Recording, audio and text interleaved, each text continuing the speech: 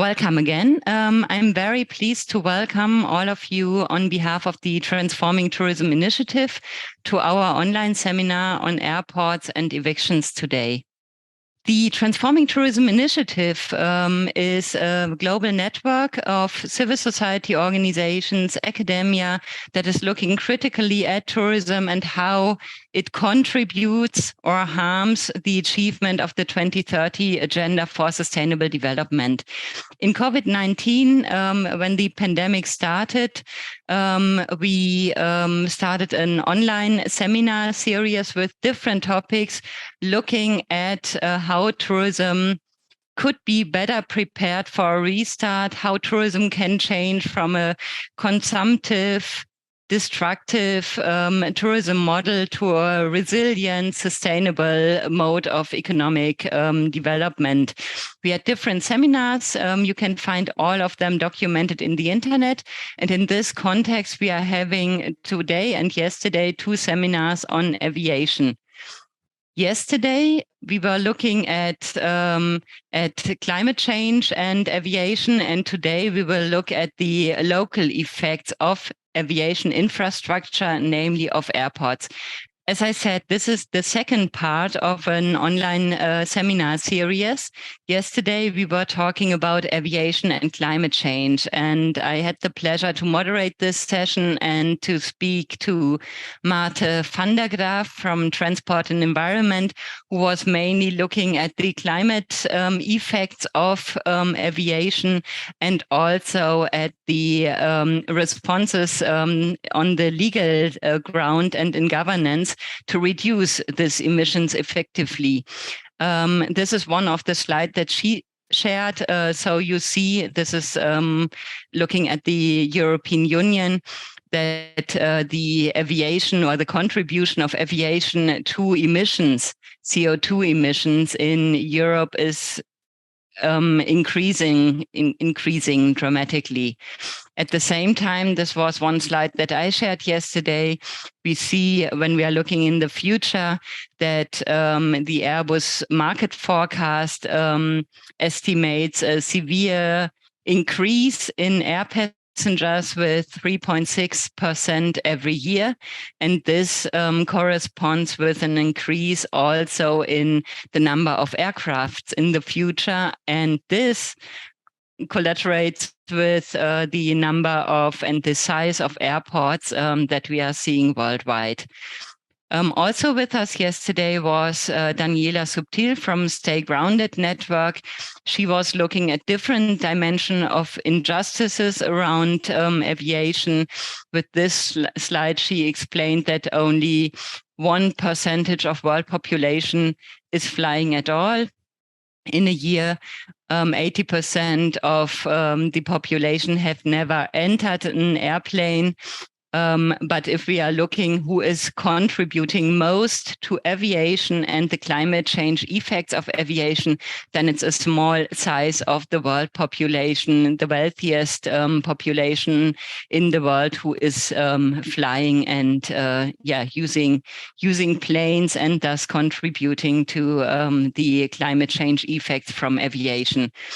But she was not only looking at the climate change effects, but also on different technical solutions and why they are not solving the problem, but on the contrary, could contribute to social injustices. What we are doing today is looking at the situation of airports. Airports are not the only, but one of the manifestations of physical infrastructure of aviation. We also have other physical infrastructures, such as refineries, or if we are looking at agrofuels, the areas where those fuels are produced, etc. But airports are one of these physical infrastructures that are necessary for tourism, and those airports have local effects. today we are looking at evictions in the context of airport development and airport expansions. And I'm very happy and feel very honored to have Rose Bridger with us today. She's a campaigner, a researcher, and a writer. And already in 2013, she published the very important book, Plain Truth: Aviation's Real Impact on People and the Environment. She's coordinating the global Anti-Aerotrópolis network and was one of the jurors at the International Tribunal on Tourism-Induced Evictions. So thank you, Rose, that you are with us, and I'm handing over to you. You are sharing your slides yourself. Thank you very much for participating today. Hello, everyone. I'm very glad to be here. I've been following the Transforming Tourism series of seminars since the beginning and learned a lot. This is the map of airport-related injustice and resistance. It's an open source resource with many contributors. It brings together information about impacted communities, NGOs supporting them, the role of governments and firms, and a lot of photo and video evidence. Since 2018, more than 100 cases have been documented, and the majority of these involve land disputes, with many evictions. 48% of the cases have actually resulted in land dispossession. I'll start with the most serious consequences that can occur with airport evictions. That's state violence, clashes between state forces and citizens, and also over disputed land ownership, and a few of the many injuries and deaths. In Indonesia, hundreds of families were evicted from farmland for Lombok Airport. In 2005, 33 people were injured when police fired on a peaceful protest against land acquisition, and people were beaten and dragged along the ground. In Nepal, New Pokhara Airport was built on agricultural land. Several landowners protesting land acquisition and police were injured in a clash, and 2 other landowners were hospitalised. A proposed airport on wetlands in Bangladesh was cancelled after it triggered a massive protest involving about 30,000 people. But in this protest, approximately 100 people were injured and a policeman was killed. Land seizure for Abudu Airport in Nigeria led to many protests. A man collapsed and died after confronting a bulldozer encroaching on his palm plantation. Several people suffered gunshot wounds and beatings, and a woman was killed in a clash over compensation for land acquisition. Creel Airport in Mexico, key infrastructure for major tourism projects in the region, is opposed by indigenous communities. An indigenous leader, Antonio Montes Enriquez, who was very active in resisting the airport, was found dead, and his death was denounced by local organisations as a state crime. The Ugandan army moved to repossess the disused Bulakati airfield and evict more than 200 residents. There are several villages there, and the photo shows some houses that were still under construction there. There was a violent raid on a village, and residents suspected that soldiers were involved. And a leader of the residents' struggle against eviction, Tamala Muhammad, was murdered. There are also direct impacts from construction and long-term consequences of inadequate compensation and rehabilitation.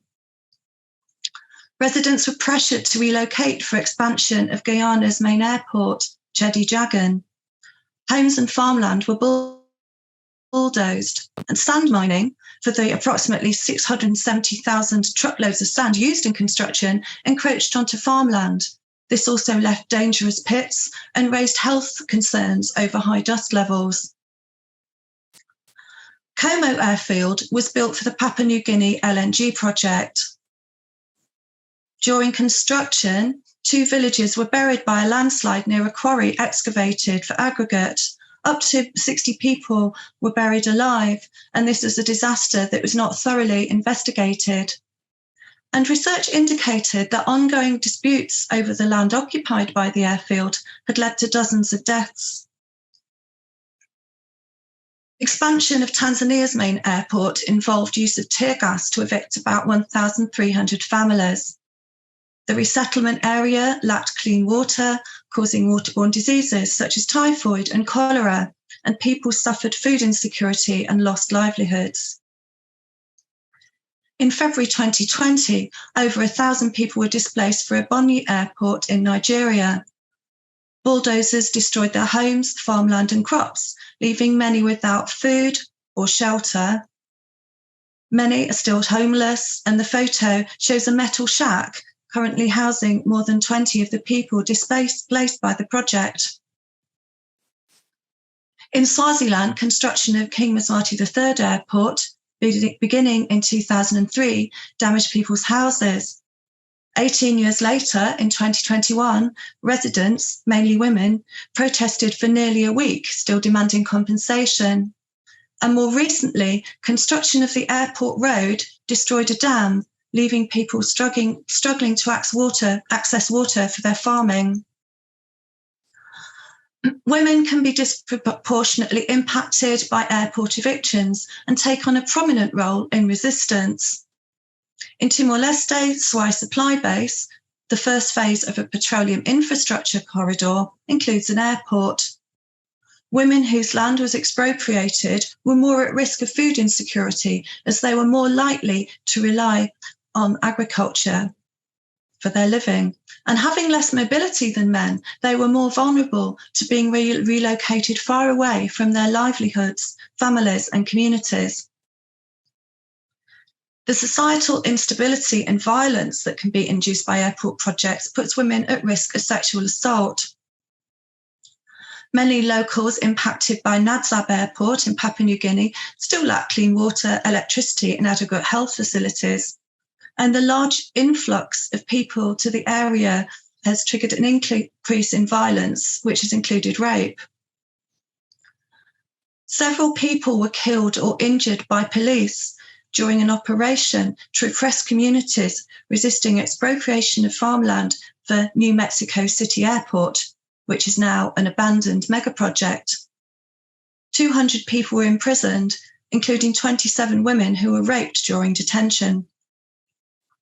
And returning to the Bulakati airfield land dispute in Uganda, 3 women were raped during the raid on a village. The artwork on the right was inspired by New Yogyakarta International Airport, Indonesia, noting the women, many of them small-scale farmers, who have played such a prominent role in resisting forced eviction of about 11,500 residents from 6 villages.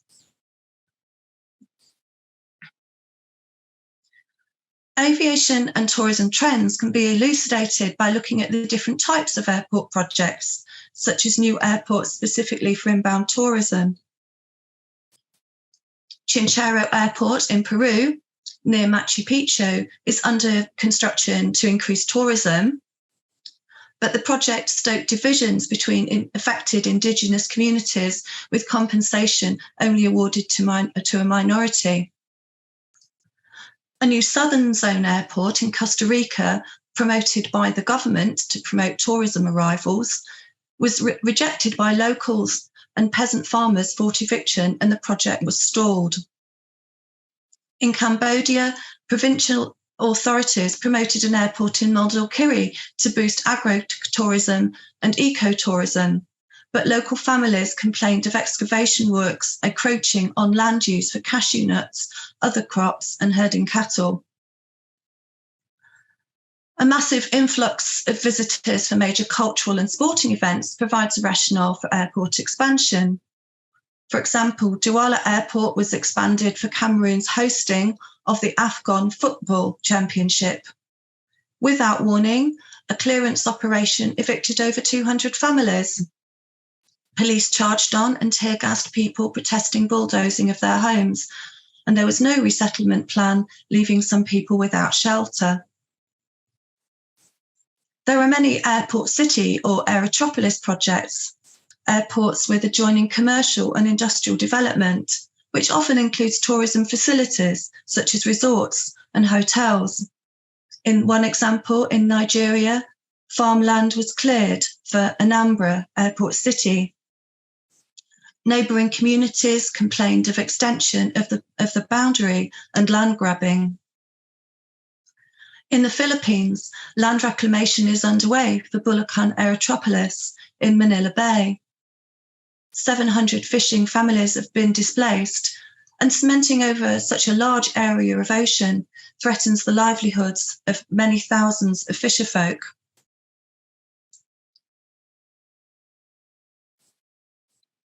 There's a growing trend of integrated tourism and airport complexes.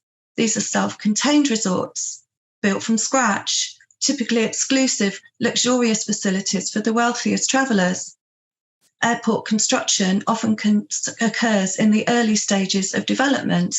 A few examples. There have been lengthy protests against the second airport, an airport city proposed on Jeju Island in South Korea.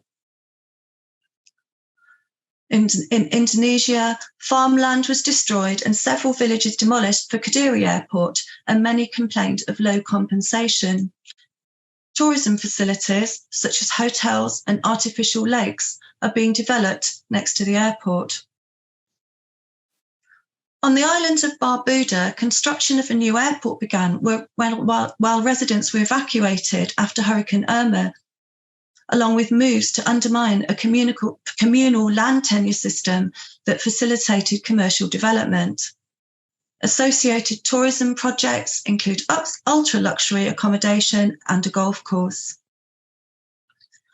In the Philippines, in the chaotic aftermath of Typhoon Yolanda, authorities failed to protect residents from land grabbing, and developers seized on the opportunity for development of a tourism estate with high-end beach resorts.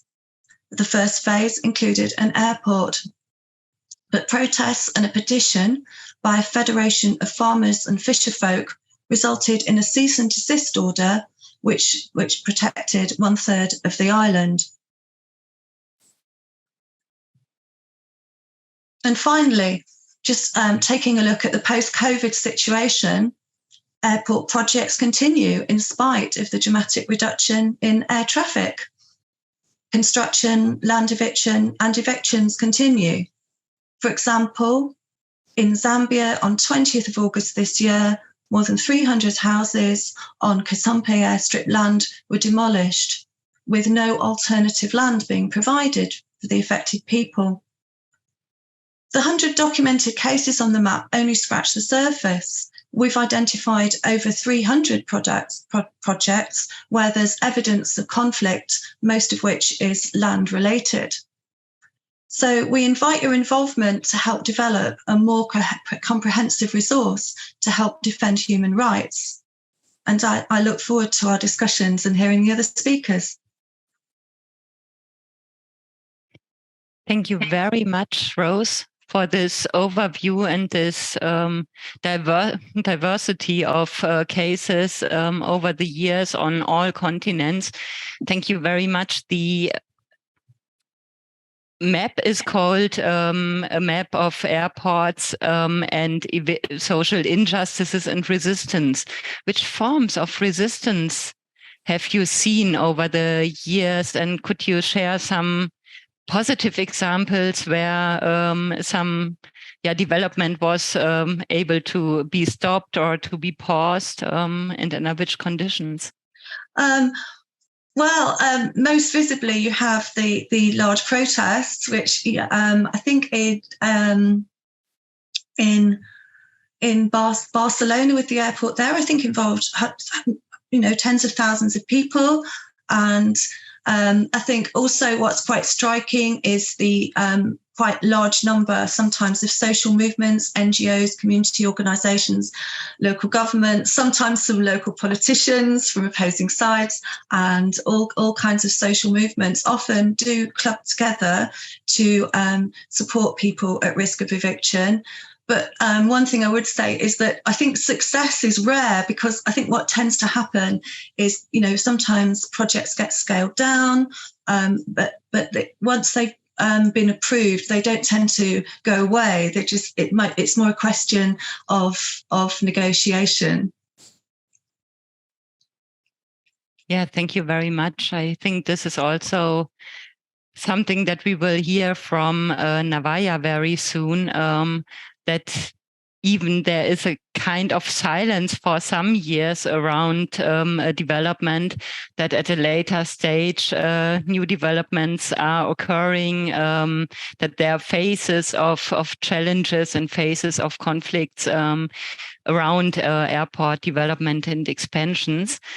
I invite all of the participants here to think about questions or comments. We will have time afterwards to discuss a little bit more. I'm sharing now the screen about the presentation for Navaya, as the internet is not very stable. So we hope that it will be possible to listen to Navaya, and I will try to follow with the presentation from here. Give me a short moment to start the screen sharing properly. Sorry, as always, it's not that easy. Okay, I'm very happy to introduce to you Navaya Ndaskoi. He's a Maasai custodian of relevant knowledge. He is a news analysis. He's a writer and an activist in the areas of social justice, pastoralism, conservation, and tourism. His articles have been published in New African, the London-based best-selling Pan-African magazine, The Ecologist, and highly circulated weekly newspapers in Tanzania called Rayam Wema. I'm very pleased, Navaya, that you are sharing your observations, your analysis about the current situation around the airport in Tanzania, the Kilimanjaro airport, knowing that the situation right now is very challenging for you and the colleagues around you. So thank you very much for being with us today and present the current situation in your country and in your communities. Obviously, he's frozen at that time. So let's wait a short moment. Maybe he's reconnecting. Are there any questions to Rose in the meantime, as long as we are waiting for Navaya to reconnect? Hacerle una pregunta a Rose. Aprovechando que tenemos a Rose y nos ha presentado la herramienta del Atlas, que no solo agrupa, digamos, conflictos en cuanto a aeropuertos, sino que de otros me gustaría que pudiera explicar un poco más en qué consiste esta herramienta y cómo podemos, pues, complementarla con otros casos, y también saber cuánto actualizada está, cuánto no, o sea, conocer un poco más sobre el Atlas, porque creo que es un dispositivo muy, muy interesante, y gracias por la presentación, Rose. Hola. The map is a joint project of the Stay Grounded Network and in the Environmental Justice Network, and it began in 2018, and there's many contributors, and that we actually can help if people want to submit cases. There is, I think, a quite simple and easy to access process to do that, to register as a contributor, and then to add details, including text, photographs, links to relevant organisations like the government bodies responsible, any companies involved. And that's really good, because we can see, then we start to see patterns, like certain companies occur time and time again, and certain international organisations such as international financial institutions crop up as well. So we can detect patterns, and can also add photographs. And once the case is published on the map, and we'll support people with that. It can be updated at any time. and I would say that since I've been involved, I think a lot of the cases we actually aware need updating. And sometimes it's with good news, like I mentioned, with a project being scaled down. Or sort of better compensation packages, but we have a working group for the map, and anyone is welcome to join, and we'll support you in how to use the EJ Atlas system.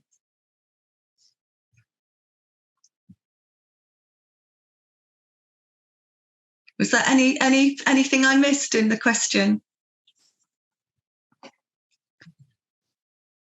Great. Thank you very much, Rose. The contact is on the map homepage as well that you shared in the chat. So it's a great chance to get in contact and connect with the qualification, the expertise of different organizations in the context of airport developments. It's a question. Francisco, do you want to ask your question with your own microphone, or should I read it from the chat? Okay, then I read it from the chat. Francisco also thanks you, Rose, for the great presentation. To what extent would you say the human rights related problems derived from airports is much higher than those arising from other transport infrastructure, such as roads and bridges? Thank you very much, Francisco.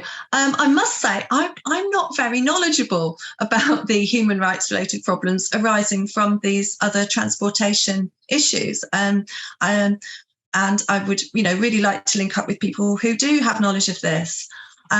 What I would say is, for example, sometimes the airport cases, you do have a large amount of road infrastructure inevitably to serve them. There's going to be access roads. Often problems occur right in the early stages with evictions for development of access roads can be the very first thing. And you end up with an extensive road network, sometimes rail network. The Istanbul Third Airport case comes to mind. It's on the map because I think that's very much integrated with transportation mega projects such as a third bridge over the Bosphorus. So, sometimes the airport comes with a lot of surface transportation infrastructure where there can be problems, and sometimes we've documented it, sometimes we haven't. Oh, I think we've got Navaya back online. Thanks for your question. He's in one of the pictures, but he's not there, unfortunately. I would like to add one thing to the discussion about other infrastructures, because I think, yes, when you're looking at the infrastructure, you have human rights violations around all forms of infrastructures. You have displacement, you have, when you are looking at road infrastructures, for example, the effects of increased mobility through villages where people are living. We see an increase in sexual violence, for example, when roads are constructed, and a lot of lorry drivers, etc., are going through this new roads. But what I think makes a difference is that road infrastructure has an additional value for local mobility as well. And this is not the case in, as far as I see, more or less every airport.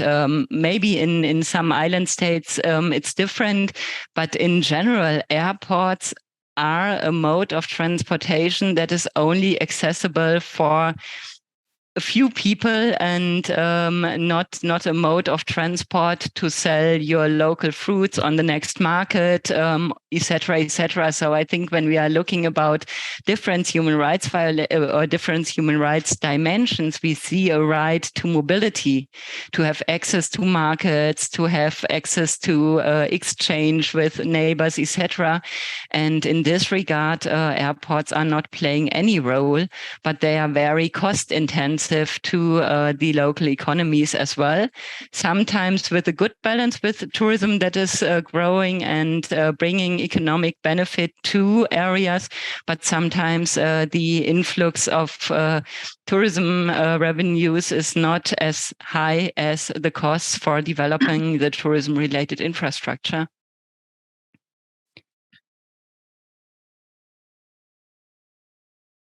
I think now Navaya has completely left this meeting, unfortunately. So I'm quite sure that there are internet problems. He was very willing to present the case. I will follow up with him and see if we could record a small video that we could combine in the presentation or in the documentation of this video. But I think at this time, we can't do anything about the situation that he's not able to present. Are there any more questions to Rose? Or any topics you would like to discuss here from your surroundings, from your observations about the topic? Okay, I'm very sorry that I'm now having to do this bad part of the moderation, but I think then we would stop the meeting here. And thank you, Rose, very, very much. I'm also would like to recommend to you to follow the documentations of other seminars that we had with the Transforming Tourism initiative, where we already discussed evictions and land rights cases as well.